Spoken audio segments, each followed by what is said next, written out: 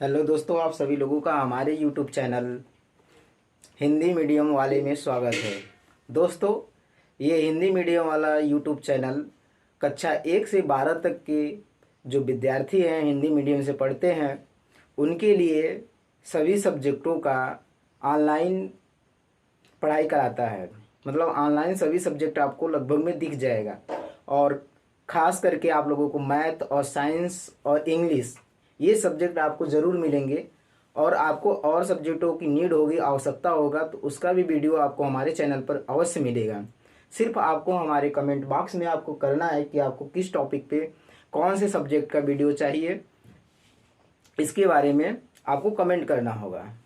दोस्तों, यहाँ पे आप लोगों को कक्षा 9 की साइंस दिख रहा होगा, जो कि हमारा कक्षा 9 का साइंस है और काफ़ी महत्वपूर्ण है। अभी तक दोस्तों, अगर आपने कक्षा 8 तक आपने कुछ भी अध्ययन नहीं किया साइंस का, तो कोई बात नहीं है, आपको घबराने की कोई ज़रूरत नहीं है। अब आप हिंदी मीडियम वाले चैनल से जुड़ जाइए और आपको एकदम बेसिक, मतलब एकदम आधार से एकदम कमज़ोर जीरो लेवल से स्टार्ट करके आपको बहुत ऊपर तक, अपर लेवल तक पढ़ाया जाएगा। ठीक है, यहाँ पे एकदम हिंदी मीडियम वालों को और एकदम बिना ट्रिक के पढ़ाया जाएगा, मतलब एकदम शुद्ध तरीके से पढ़ाया जाएगा, जिसको बेसिक रूप से लोगों को जानकारी हो। अगर लोगों को बेसिक जानकारी हो जाता है तो बाद में वो भूलते नहीं। अगर ट्रिक के माध्यम से या शॉर्टकट के माध्यम से अगर वो पढ़ लेते हैं तो बाद में उन्हें भूलने की संभावना होता है। इसलिए हिंदी मीडियम वाला चैनल लेकर आया है आप लोगों को एकदम बेसिक, एकदम नीड जो आपको ज़रूरत है। जैसे कि एक बिल्डिंग बनाने से पहले उस भवन का नींव बनाना ज़रूरी होता है, उसकी मिट्टी की खुदाई की जाती है, फिर उसमें नींव बनाया जाता है, फिर क्या होता है कि भवन को बनाया जाता है। उसी प्रकार से अगर आपको कक्षा 10 में अच्छा नंबर पाना है तो कक्षा 9 से ही आपको नींव बनाना पड़ेगा। उसमें आपको science, Hindi, English, math, social science, ये सब सब्जेक्ट जो हैं आपके 6 सब्जेक्ट, इन पे काफ़ी ध्यान देना पड़ेगा। और ख़ास करके आपको मैथ और साइंस और इंग्लिश पे ज़्यादा फोकस करना पड़ेगा। और बच्चे इस पे भी ज़्यादा फोकस करते हैं, इसलिए ज़्यादातर हमारा जो चैनल है हिंदी मीडियम वालों के लिए, इस पे यही पढ़ाया जाएगा और इस पे ज़्यादा फोकस किया जाएगा। दोस्तों, अगर आपको जो भी टॉपिक नहीं समझ में आएगा, आप उस पर कमेंट करके अवश्य राय दीजिएगा, क्योंकि दोस्तों ये नया चैनल है और अभी नए नए टीचर्स हैं, थोड़ा सा अनुभव ज़रूर है, लेकिन ऑफलाइन का अनुभव है, ऑनलाइन का अनुभव नहीं है। इसलिए आप कमेंट करके ज़रूर बताइएगा, सर ये चीज़ हमें नहीं समझ में आया, उसमें काफ़ी सुधार किया जाएगा। अगर आपका सपोर्ट रहेगा तो हम आपके लिए और अच्छे अच्छे वीडियो बनाएंगे, जो आपको देखकर और आपको पढ़कर बहुत मज़ा आएगा और आनंदमय होकर पढ़ पाएंगे आप लोग। ठीक है, तो हम लोग कक्षा 9 के साइंस के बारे में थोड़ा सा बात कर लेते हैं कि कक्षा 9 के साइंस में हमें पढ़ना क्या होता है। और यहाँ पे आपको पहला चैप्टर आपको नज़र आ रहा होगा व्हाइट बोर्ड पे, जैसा कि दिख रहा होगा यहाँ पे कि इकाई फर्स्ट हमारा है द्रव्य एवं व्यवहार, मैटर एवं नेचर। हम लोग किसी मैटर के बारे में और उसके नेचर के बारे में पढ़ेंगे, कक्षा 9 का साइंस है। आज हम लोग यूनिट फर्स्ट के बारे में बात करेंगे। अगले टॉपिक में बात करेंगे हम लोग जो कक्षा 9 की सिलेबस है, हमें सिलेबस के अकॉर्डिंग पढ़ना है। अगर आपको अच्छा नंबर लाना है तो आपको जो एक सिलेबस बनता है आपके बोर्ड के अकॉर्डिंग, उसके अकॉर्डिंग पढ़ना होता है। अगर आपको एक्स्ट्रा नॉलेज लेना है तो उसको भी दिया जाएगा, जिससे कि अतिरिक्त जानकारी होना बहुत ज़रूरी होता है, क्योंकि अगर आप कोई भी कार्य अगर अतिरिक्त करेंगे तभी आप आगे बढ़ेंगे। ठीक है, तो यहाँ पे हमारा पहला चैप्टर आपको दिख रहा होगा अध्याय फर्स्ट। ये हमारा क्या है, यूनिट में हमारा कई सारे चैप्टर होते हैं। तो यूनिट फर्स्ट में हम लोग पहला चैप्टर लिए हैं, जिसको हम लोग हिंदी में अध्याय कहते हैं। ये हमारा है हमारे आसपास के पदार्थ, मतलब मैटर इन आवर सराउंडिंग। हमारे जो आसपास के जो पदार्थ है, जिन्हें हम लोग अपने आंखों से देखते हैं, अपने ज्ञानेंद्रियों के द्वारा अनुभव करते हैं, लेकिन हमें पता नहीं चलता कि क्या होता है। लेकिन इस क्लास को देखने के बाद आप अपने आसपास की वस्तुओं को देखेंगे तो अवश्य जान जाएंगे कि ये हमारा क्या है, कौन सा हमारा द्रव्यमान है, कौन सा हमारा आयतन है, कौन सा हमारा वॉल्यूम है, कौन सा हमारा वेट है। ठीक है, तो इसके बारे में आप अवश्य जान जाएंगे इस क्लास के बाद। बस आप शुरू से लेकर लास्ट तक बने रहिएगा। ठीक है, अगर ये वीडियो देखना है तो आपको शुरू से देखेंगे और लास्ट तक देखेंगे, तभी मज़ा आएगा। ये सोचिए कि बीच बीच में थोड़ा बहुत दौड़ा कर या स्किप करके वीडियो के देखेंगे तब नहीं मज़ा आएगा। तो इसलिए मैं वीडियो को बहुत ज़्यादा लंबा नहीं बनाऊंगा, क्योंकि लंबे वीडियो को देखने में थोड़ा सा लोग देखने में कंफर्टेबल महसूस नहीं करते हैं। तो इसलिए मैं ये सोचूंगा कि आधे घंटे से ऊपर हमारा वीडियो न बने। और चलिए यहाँ पर हम लोग स्टार्ट करते हैं। पहले हम लोग जानते हैं कि हमारा द्रव्य या पदार्थ क्या होता है। दोस्तों, आप लोगों के आसपास सभी जितनी वस्तुएं दिख रही हैं वो सब क्या है, हमारा द्रव्य या पदार्थ है। लेकिन लोगों से अगर डिफिनीशन पूछा जाए तो बता नहीं पाते हैं। अगर किसी बच्चे को खड़ा कर दीजिए, उनसे पूछिए कि द्रव्य क्या होता है, पदार्थ क्या होता है, तो क्या होता है कि वो डिफिनीशन दे ही नहीं पाते हैं। तो आपको इतना याद रखना है कि जो आसपास की वस्तु आपको सामने दिख रहा है, जो पदार्थ दिख रहा है, उसी को हम लोग द्रव्य बोलते हैं या पदार्थ बोलते हैं। ठीक है, तो कह रहा है कि जो हमारा पदार्थ होता है, द्रव्य ब्रह्मांड का वह अवयव है जिसमें द्रव्यमान व आयतन होता है। क्या होता है दोस्तों, कोई भी ब्रह्मांड का वह अवयव है जिसमें क्या होता है कि द्रव्यमान व आयतन होता है, जो स्थान घेरता है और जिसका अनुभव हम अपने ज्ञानेंद्रियों द्वारा कर सकते हैं। जिसको हम लोग क्या करते हैं, जो स्थान घेरता हो, कहीं भी रख दीजिए वो स्थान घेरता हो, और जो हम अपने ज्ञानेंद्रियों द्वारा अनुभव कर सकते हैं, मतलब जो आपकी अंदर सहने सुनने की क्षमता है उसके द्वारा हम लोग उसको अनुभव कर सकें, देख सकें, उसको हम लोग क्या बोलते हैं दोस्तों, उसे हम लोग द्रव्य या पदार्थ कहते हैं। ठीक है, उसे हम लोग क्या बोलते हैं, द्रव्य या पदार्थ कहते हैं। जैसे आपको एग्जाम्पल अगर देखा जाए तो जैसे जल, वायु, लकड़ी, स्टील, हीरा, कागज, ये सब मतलब जितने भी आपके आसपास की वस्तुएं दिख रहे हैं, ये सब हमारे क्या है, द्रव्य हैं, या हम इसी को पदार्थ के नाम से जानते हैं। आज की बात हमें उम्मीद है कि आप लोग इसको जब भी देखेंगे, कोई भी पूछेगा तो हमें लगेगा कि आप बता पाएंगे। द्रव्य और जो पदार्थ होता है उसी को हम लोग द्रव्य या पदार्थ के नाम से जानते हैं। जो हमारे आसपास की वस्तुएं रखी हुई है, जिनको हम लोग ज्ञानेंद्रियों द्वारा अनुभव कर सकते हैं, जो स्थान घेरती है, जिसका कुछ आयतन होता है, ठीक है, तो उसे हम लोग क्या कहते हैं कि द्रव्य कहते हैं, द्रव्य के नाम से जानते हैं। जैसे आप लोगों से पूछा जाएगा तो लकड़ी, कागज, पानी, लोहा, ये सब जितने भी आपके आसपास वस्तुएं दिख रही हैं सभी का आप लोग एग्जाम्पल में लिख सकते हैं। अगर यहाँ पे पूछा जाए कि जो हमारा द्रव्य होता है वो अगर अवस्था के आधार पे पूछा जाए तो वो 3 प्रकार का, हमारा जो द्रव्य होता है वो 3 प्रकार का होता है।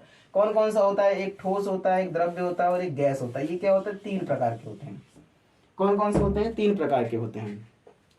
तो इसको आपको आगे पढ़ना है ठोस, द्रव, गैस के बारे में। ठीक है, आगे हम लोग देखते हैं कि यहाँ पे आपको अगला हेडिंग दिख रहा होगा, पदार्थ से संबंधित महत्वपूर्ण पद। ये जो हम लोग अब पदार्थ पढ़ेंगे, जैसे कि हम आयतन पढ़ेंगे, भार पढ़ेंगे और द्रव्यमान पढ़ेंगे, तो इसके बारे में ये कह रहा है कि हमारा इससे संबंधित हमारे जो रिलेटेड है हम लोग उसको बारे में पढ़ेंगे।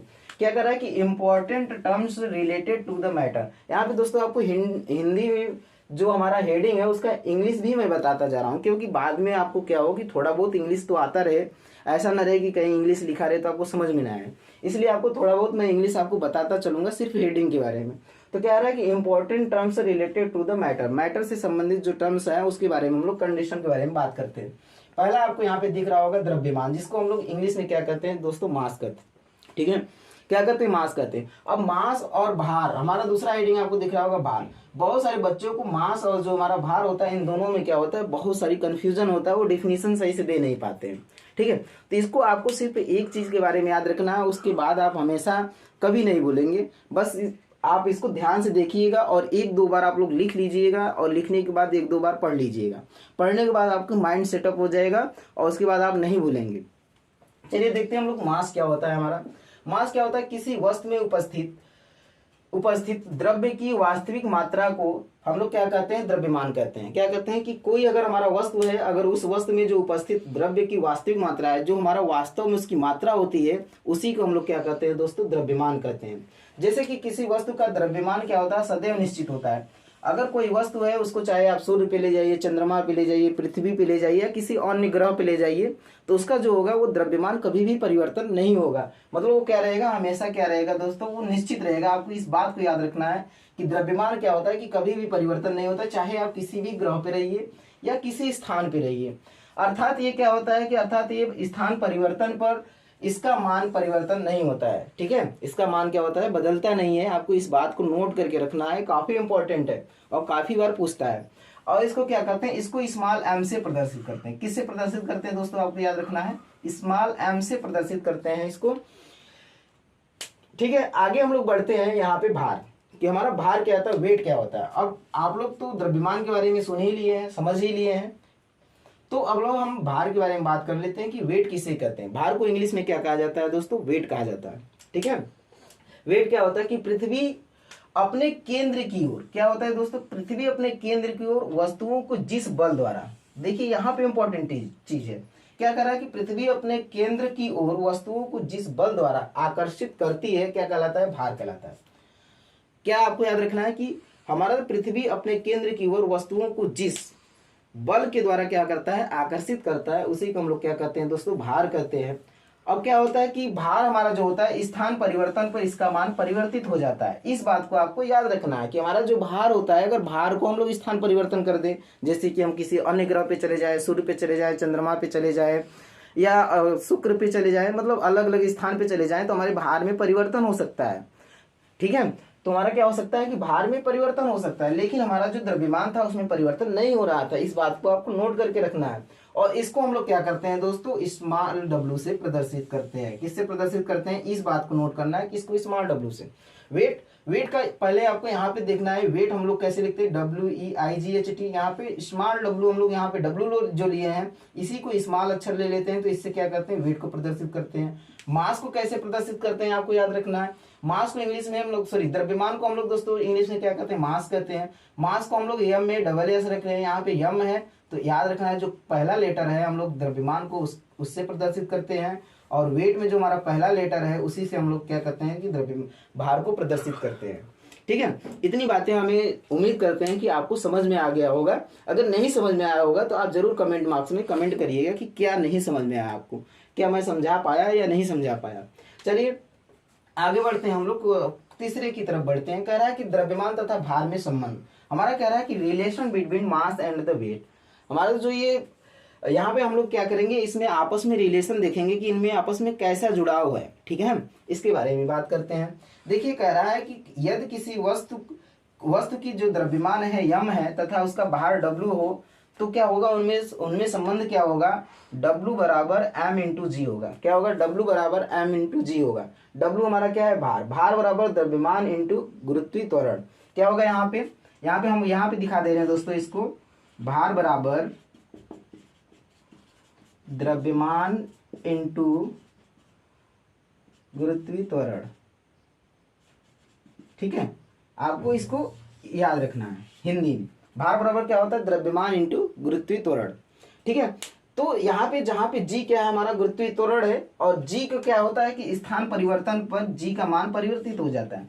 क्या हो रहा है कि दोस्तों स्थान परिवर्तन पर जी का मान हमारा परिवर्तन हो रहा है, इसीलिए हमारा जो ये भार है, इसीलिए जो हमारा भार है, कहीं अन्य स्थान पे परिवर्तन होने पे भार का मान भी परिवर्तन हो रहा है, क्योंकि ये इसी से जुड़ा हुआ है, लेकिन द्रव्यमान इससे नहीं जुड़ा हुआ है। इसलिए द्रव्यमान का क्या होता है कि स्थान परिवर्तन होने पर उसका कोई भी मान नहीं परिवर्तित होता है।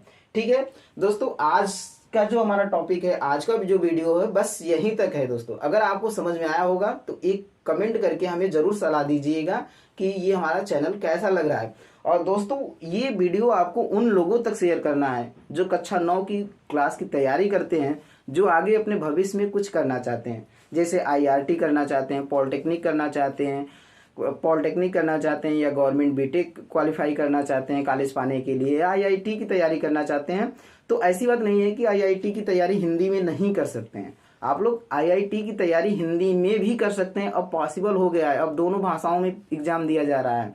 तो अगर आपको हिंदी आपकी कमजोर है, मतलब इंग्लिश कमजोर है, तो आप हिंदी में तैयारी करिए, आपके लिए कोई दिक्कत नहीं होगा भविष्य में। सिर्फ आपको क्या होगा कि उसको मन लगा के पढ़ना होगा।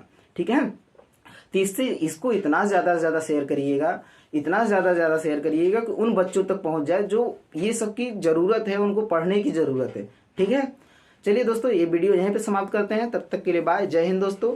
आप अपना ध्यान रखिएगा और अपने माता पिता का जरूर ध्यान रखिएगा, क्योंकि इस समय लोग मोबाइल में व्यस्त हो रहे हैं और अपने माता पिता क्या हो रहा है कि थोड़ा सा केयर नहीं कर पा रहे हैं। वो आपको पढ़ने के लिए पैसे दिए हैं, आपके आगे बढ़ने के लिए सपने पाले हुए हैं, तो उन सपनों को पूरा करने के लिए उनका आपको थोड़ा बहुत केयर करेंगे। अगर एक आप अच्छे विद्यार्थी हैं तो माता पिता को केयर करना आपका एक जिम्मेदारी बनता है पढ़ने के साथ साथ। चलिए बाय बाय।